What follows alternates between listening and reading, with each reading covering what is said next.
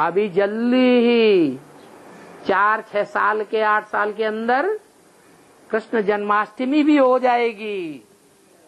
क्या वो कृष्ण नहीं जो बच्चे के रूप में, देह के रूप में सतयुग में पैदा होगा, वो कृष्ण जिसका दुश्मन शिशुपाल, कंस, जरासंधी थे। सतयुग में कोई दुश्मन होगा क्या? वहां तो कोई दुश्मन होगा ही नहीं। तो वो कृष्ण भी प्रत्यक्ष हो जाएगा, यशोदा भी प्रत्यक्ष हो जाएगी, नंदा बाबा भी प्रत्यक्ष हो जाएंगे। तो कृष्ण जन्माष्टमी भी होने वाली है। क्या? हाँ, फिर जब कृष्ण का जन्म होगा तो कंसी जरासंधी मारे जाएंगे कि नहीं? हैं? और कृष्ण का जन्म होता है पहले, कृष्णाष्टमी मनाते हैं और राम की नवमी मनाते हैं, क्योंकि 8 आत्माएं बच्चे हैं या बाप हैं? क्या हैं? बच्चे हैं। बाप पहले बच्चों को प्रत्यक्ष करेगा या खुद प्रत्यक्ष होगा? राम तो बाप है, तो बाप पहले बच्चों को प्रत्यक्ष करता है। और बच्चों में भी जो और धर्म की आत्माएं हैं, विधर्मी आत्माएं हैं, दूसरे धर्मों के बीज हैं, आधार मूर्त हैं या बीज हैं, वो पहले प्रत्यक्ष होंगे या स्वधर्म के देवताएं पहले प्रत्यक्ष होंगे? शास्त्रों में देवताओं को बड़ा दिखाया है या असुरों को बड़ा दिखाया है? असुर बड़े हैं और देवताएं छोटे हैं। आज भी मुरली में आया, ऐसे नहीं जो पुराने हैं वो सब 84 जन्म लेने वाले हैं, देवता धर्म के पक्के हैं। नहीं, पुराने पीछे रह जाते हैं पुरुषार्थ में और नए गैलअप कर जाते हैं। तो ऐसे ही यहां है, जो देवी देवता सनातन धर्म के हैं, पक्के हैं, वो ही गैलअप करते हैं। ज्ञानी तू आत्मा बनते हैं। ज्ञानी तू आत्मा बाप को विशेष प्रिय है, तो वो आत्माएं बाप के बच्चे हैं। कैसे बच्चे हैं? जैसे ज्यादा सर्विसेबल जो बच्चे होते हैं उनको बाप बहुत प्यार करते हैं। सबसे ज्यादा सेवा करने वालों में कौन सा बच्चा प्रत्यक्ष होता है? कोई बच्चा या बच्ची है? बाप जिनको बहुत प्यार करते हैं उनको सर पर चढ़ाई लेते हैं। कौन है?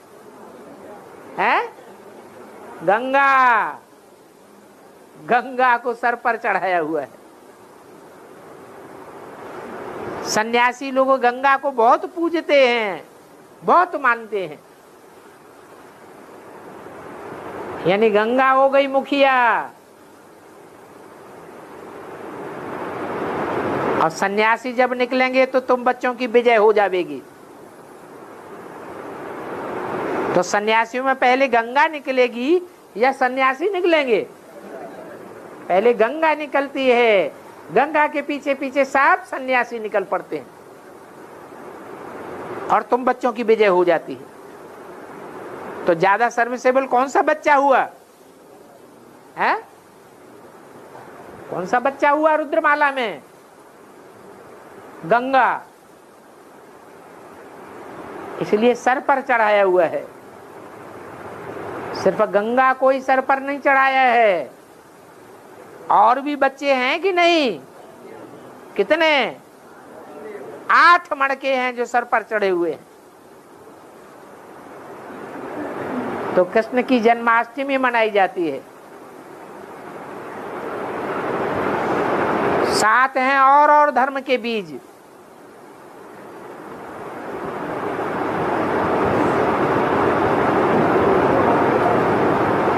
कृष्ण वाली आत्मा तो बीज रूप आत्मा में प्रवेश करके बनती है संपन्न। तो संग का रंग तो लगेगा या नहीं लगेगा? लगता है। कृष्ण की अष्टमी मनाते हैं, इसका मतलब 7 बच्चे पहले प्रत्यक्ष हो जाते हैं। प्रत्यक्ष होना माने जन्म लेना, प्रत्यक्षता रूपी जन्म होता है। जेल में जन्म होता है या स्वतंत्रता में जन्म होता है? विकारों की जेल में जन्म लेते हैं। कृष्ण का भी जन्म जेल में होता है।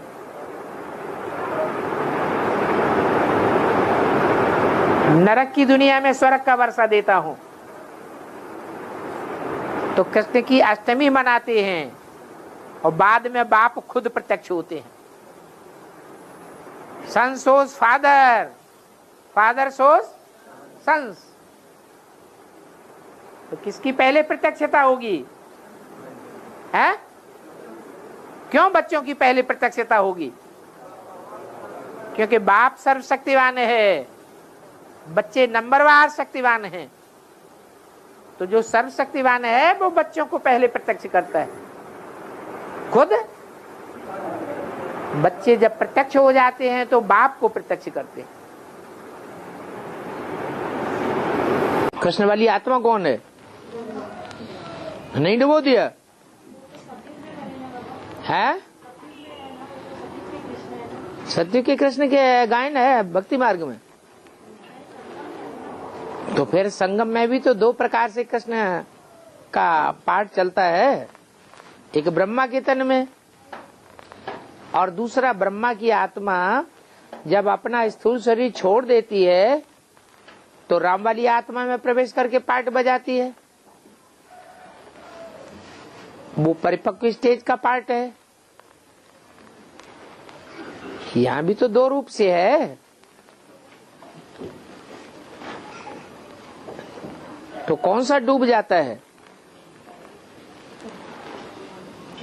पहला पार्ट डूबता है या दूसरा डूबता है? हैं? पहला पार्ट डूब जाता है। पैदा होते हैं तो 9 महीने के अंदर ही पैदा हो जाए, वो परिपक्व स्टेज है, या 9 महीने पूरा होने के बाद जन्म लेते हैं तो परिपक्व स्टेज है। कृष्ण के जन्म के लिए क्या कहा जाता है? कृष्ण का जन्म 9 महीने के बाद हुआ, 10वें महीने में, या 9 महीने के अंदर ही हो गया। तो परिपक्व स्टेज से जो चीज प्राप्त होती है उसमें ज्यादा पावर होती है। जैसे कोई अन्न है, गेहूं बोया गया, पकने की स्टेज पर आ गया और वो पकने से पहले ही काट लिया गया तो कमजोर हो जाएगा ना। ऐसे ही है। तो बताया कि संगम की कृष्ण की भी प्रत्यक्षता तब होती है जब उसमें सतयुगी कृष्ण वाली आत्मा प्रवेश करती है। परंतु सतयुग में जो जन्म लेने वाला प्रिंस है कृष्ण, वो तो आत्मा है या साकार शरीर है प्रवेश करने वाली? क्योंकि वो तो है ज्ञान चंद्रमा ब्रह्मा, ब्रह्मा की सोल है, चंचल बुद्धि है। जैसे छोटा बच्चा चंचल होता है ना, जितना छोटा होगा, चलो बेड पे पड़ा रहता है, उठ के बैठ भी नहीं सकता, खड़ा भी नहीं, तो भी क्या करेगा? यूं यूं हाथ पांव चलाता रहेगा, इतना चंचल होता है। तो ये चंचल मन की यादगार दिखाई गई है। क्या? जो षष्ठी शुरुआत होती है, उस शुरुआत की षष्ठी में चंचल मन की यादगार है। दादा लेखराज ब्रह्मा की सोल शूटिंग पीरियड में।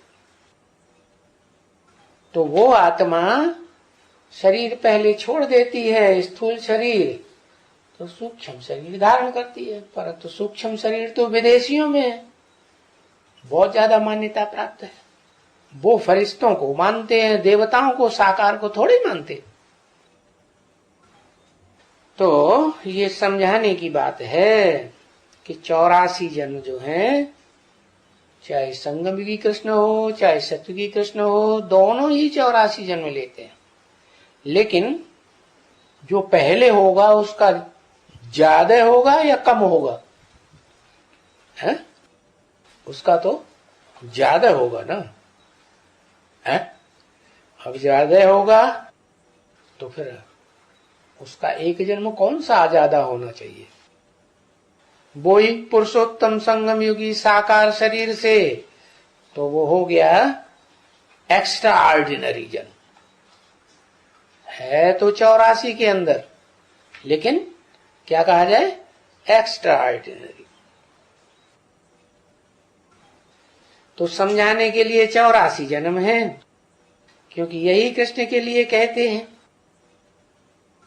कि कृष्ण की आत्मा बड़ी होती है तो लक्ष्मी नारायण लकब मिल जाता है। वो लक्ष्मी नारायण का लकब देता कौन है? अपने आप मिल जाता है क्या? नहीं, बाप से लकब आता है। कोई भी बच्चे होते हैं भारत में तो उनके बाप का जो लकब होता है, पांडे हो, पंड्या हो या जो भी हो, बड़क ब्राह्मण हो, तो वो बाप का जो टाइटल होता है वो टाइटल बच्चे को भी आता है। तो संगम युगी जो लक्ष्मी नारायण है, पुरुषोत्तम संगम युग नाम पड़ता है, इसीलिए पड़ता है कि 100 वर्ष का जो संगम युग है आत्माओं के सुधरने का, उसमें 1 वर्ष ऐसा है जो प्रत्यक्षता वर्ष है। कौन सा? 76। वो 76 में नारायण का जन्म दिखाते हैं। अब वो जन्म कोई शरीर का जन्म नहीं है, जन्म माने प्रत्यक्षता। जैसे बच्चा जन्म लेता है तो प्रत्यक्ष होता है ना, उसी को तो जन्म कहा जाता है। तो ऐसे ही वो आत्मा की प्रत्यक्षता होती है। जो संगम हुई कृष्ण की आत्मा है, वो शरीर के द्वारा संसार में प्रत्यक्ष हो जाएगी। न्यू देखो,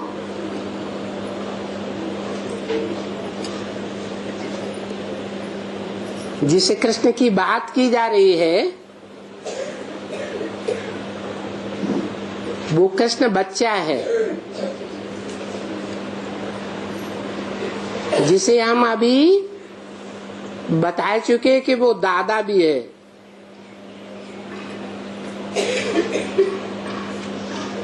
वो दादा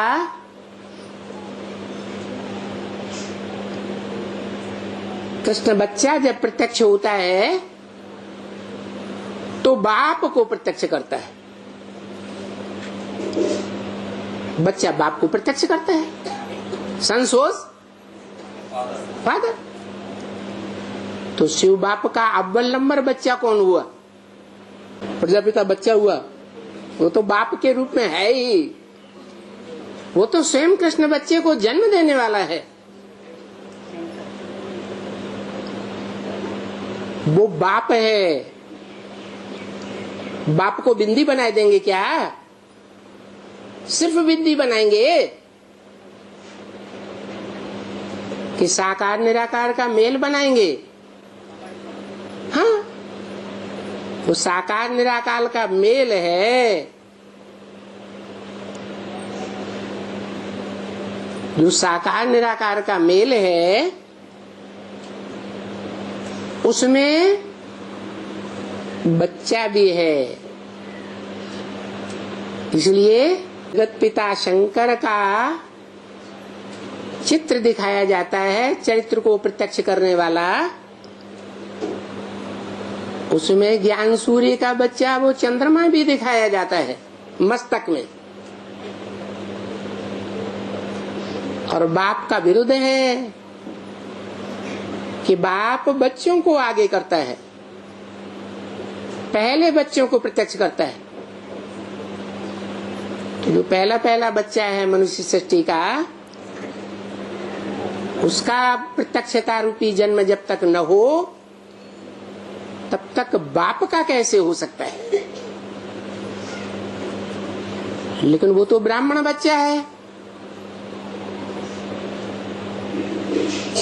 जो शरीर है वो ब्रह्मा के ज्ञान से जन्म लेता है या नहीं लेता है? लेता है। ब्रह्म ज्ञान से जन्म लेने वाला ब्राह्मण बच्चा, उसकी प्रत्यक्षता का जो दिन है वो जन्माष्टमी गाया जाता है। जन्माष्टमी का मतलब है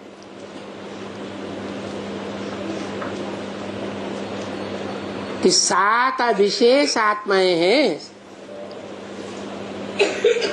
जिन्हें सप्तऋषि भी कहा जाता है।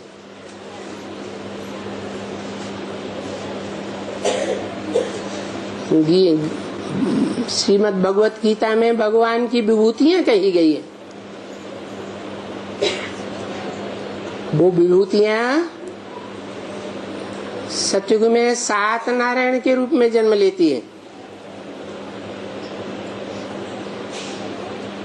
उनके जन्म के बाद, सतयुग में उनके जन्म के बाद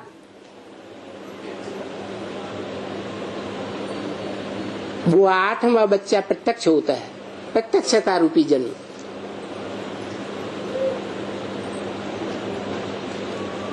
उन 8 में भी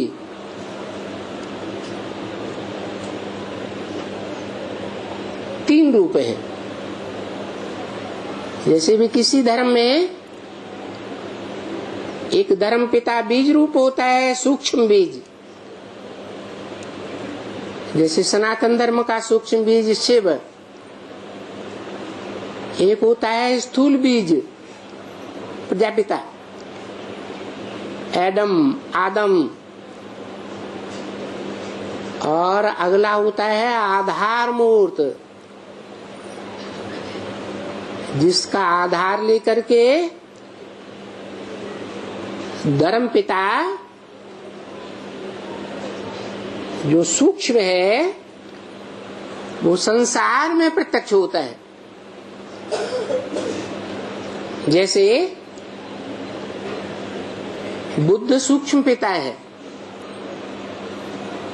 और वो बौद्ध धर्म का जो आधार मूर्त सिद्धार्थ है उसमें प्रवेश होता है। तो 3 रूप हो गए। एक सूक्ष्म रूप धारण करने वाला पिता, एक है साकार पिता, सिद्धार्थ का कोई पिता भी होगा, और उसका बच्चा आधार मूर्त। तो जन्माष्टमी जब मनाई जाती है उस जन्म में साकार कौन है? जो जन्म जन्मांतर साकार शरीर धारण करता है वो चंद्रमा के रूप में कृष्ण चंद्र भी है और राम बाप के रूप में राम बाप भी है।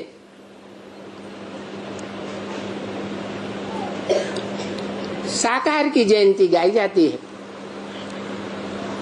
निराकार की तो कोई जयंती नहीं होती। निराकार शिव ने सन 36 में या सन 47 में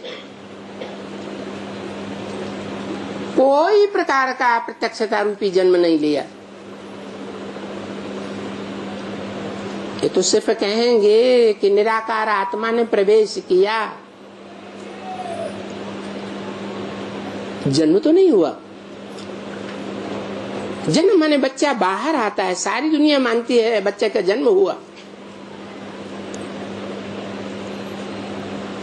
पहले माता पिता को पता चलता है, घर वालों को पता चलता है, मोहल्ले वालों को पता चलता है, गांव वालों को पता चलता है, जनपद को पता चलता है, दुनिया को पता चलता है। तो ऐसे ही है कृष्ण बच्चे का जन्म। वो ब्राह्मण बच्चा है, लेकिन ब्राह्मणों के 2 जन्म माने जाते हैं, द्विजन्मा कहा जाता है। द्विज, द्वि माने 2, ज माने जन्म।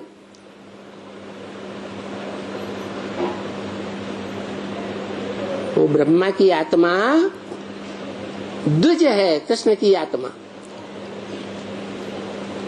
ये पहला जन्म है सन 98 का,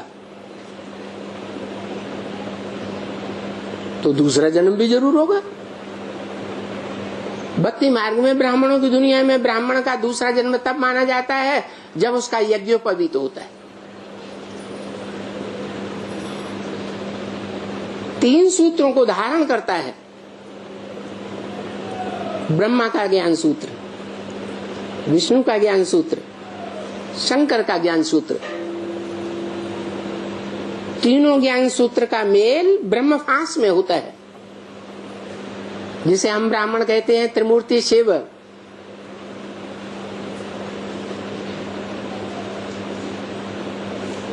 तो कृष्ण बच्चे का अभी दूसरा जन्म नहीं हुआ है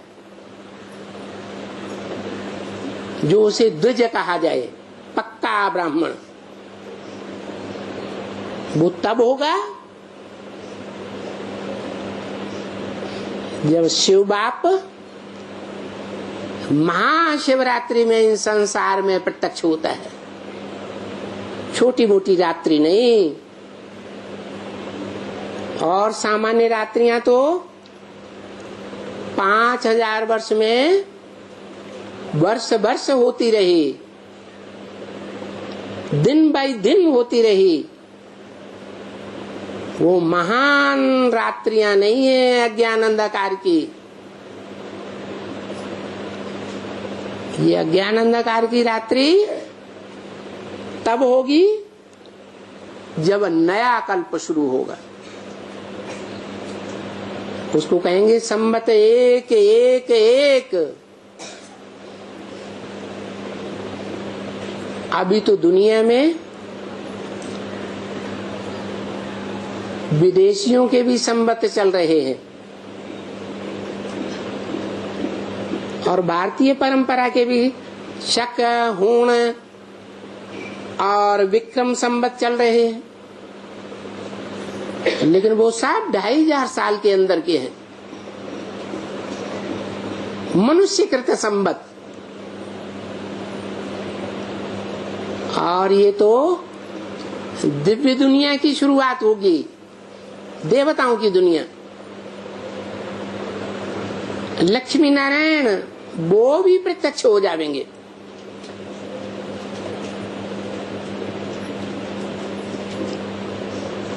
तो बाप के साथ बच्चे का जन्म गाया हुआ है। बाप अकेला जन्म नहीं लेता है, न शिव बाप अकेला प्रत्यक्षता रूपी जन्म लेता है, न बच्चा प्रत्यक्षता रूपी जन्म लेता है। ये महाशिवरात्रि अभी आने वाली है, जबकि ब्रह्मा के शरीर छूटने के बाद सूक्ष्म शरीर के भी 50 वर्ष पूरे हो जाए।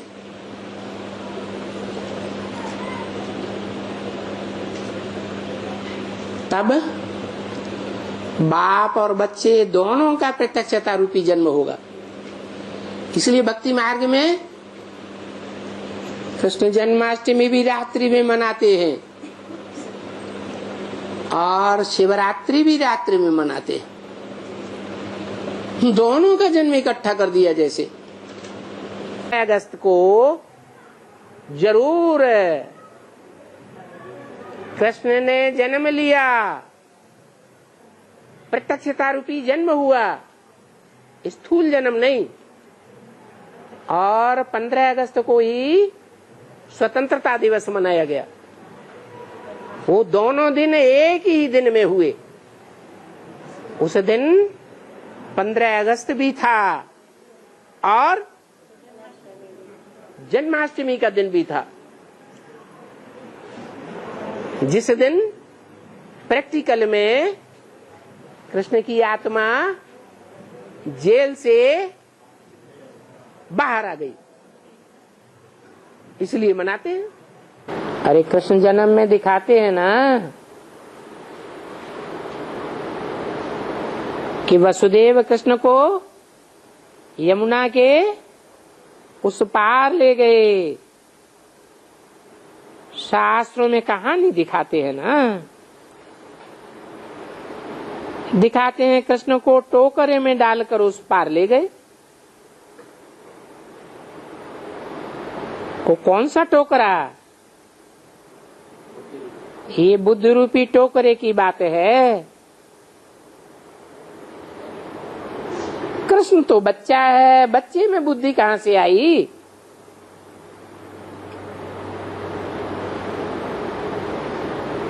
अर्थात वही कृष्ण वाली आत्मा कोई चैतन्य बुद्धि रूपी टोकरे में प्रवेश करती है, फिर इस विषय वैतरणी नदी के उस पार ले जाते हैं। अभी शिव बाबा आया हुआ है, तुम बच्चों को आंखों पर बिठाए स्वर्ग का मालिक बनाते हैं, सारी वंशावली को पढ़ाकर बाप ले जाते हैं कंसपुरी से कृष्णपुरी में। कृष्ण का जन्म कब आया हुआ होता है? कहते हैं जन्माष्टमी।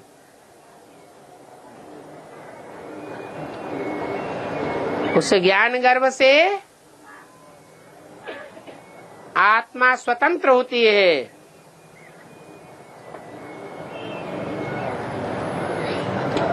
बीज रूप स्टेज में टिकने की अभ्यासी हो जाती है। बीज रूप स्टेज में टिकना अर्थात निश्चिंत हो जाना, कुछ भी होता रहे, अवस्था में कोई भी फर्क पड़ने वाला नहीं है। तब दिखाते हैं कारागार से जन्म हुआ। यादगार दिखाते हैं 15 अगस्त स्वतंत्रता दिवस मनाया जाता है।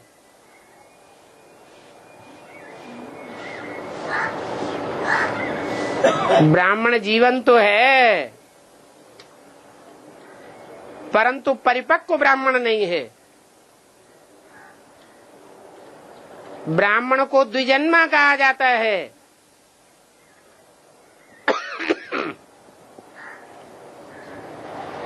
दूसरा जन्म नहीं कहेंगे। दूसरा जन्म तो तब कहे जब महाभारत युद्ध में विजय होवे।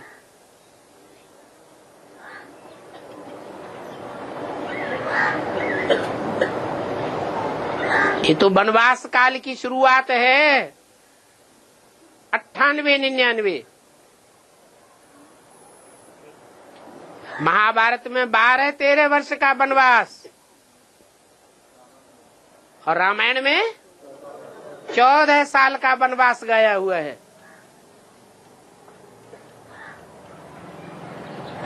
ये 13-14 साल कब पूरे होते हैं? 99 के बाद।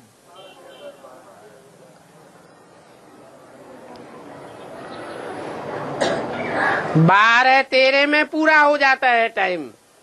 अरे अभी तो बताया द्वापर के अंत में महाभारत युद्ध हुआ,